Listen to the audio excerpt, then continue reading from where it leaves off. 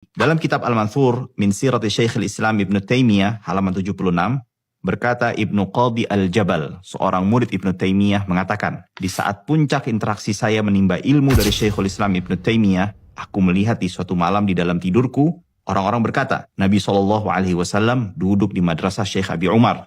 Maka aku bersegera untuk menghadirinya, dan aku melihat Nabi duduk di mihrab, dan di sekelilingnya para sahabatnya. Dan aku melihat Syekhuna Ibnu Taimiyah duduk di sebelah Nabi Muhammad SAW.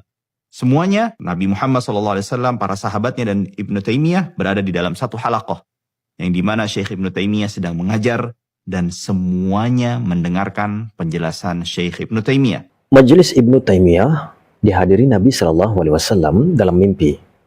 Ini terdapat dalam kitab Al-Mansur min Sirati Syekh Ibnu Taimiyah. Kisah ini terjadi dalam mimpi, dan mimpi bertemu Nabi SAW adalah mimpi yang benar.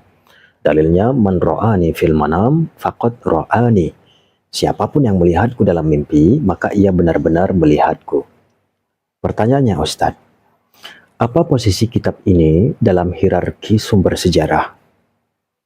Faktanya, kitab Al-Mansur min Sirati Syekh Ibnu Taimiyah bukan kitab hadis, bukan kitab sejarah primer, bukan karya murid langsung dari Ibnu Taimiyah.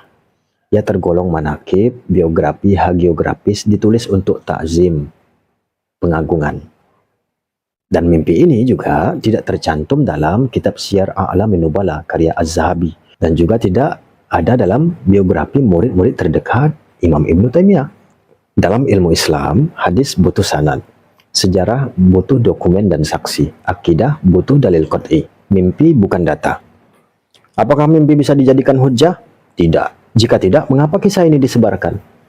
Kisah ini sering dipromosikan seolah-olah hujjah. Padahal Al-Imam Az-Zahabi sendiri dalam Syiar A'lamin Nubala berkata, "Katsirun min akhbaril manaqib tuzkar lil i'tibar la lil ihtijaj." Banyak kisah manaqib disebutkan untuk ibrah, bukan untuk hujjah.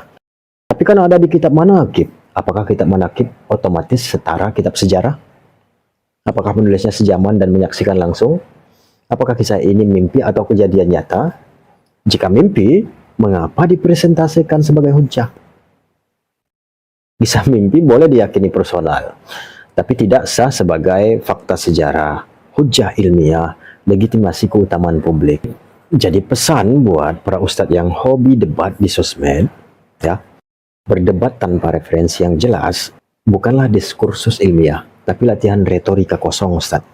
Argumen yang tidak ditopang sumber primer hanya menghasilkan kesan berisik, bukan kebenaran. Mengutip referensi bukan kesalahan, tetapi menggantungkan klaim utama pada sumber non-primer adalah cacat metodologis. Al-ibrah bisubutil khabar la biwujudihi fil kitab. Yang dinilai adalah keterbuktian berita, bukan sekedar tertulis di kitab. Karena laisa kullu ma fil kitab sahihan. Tidak semua yang tercantum dalam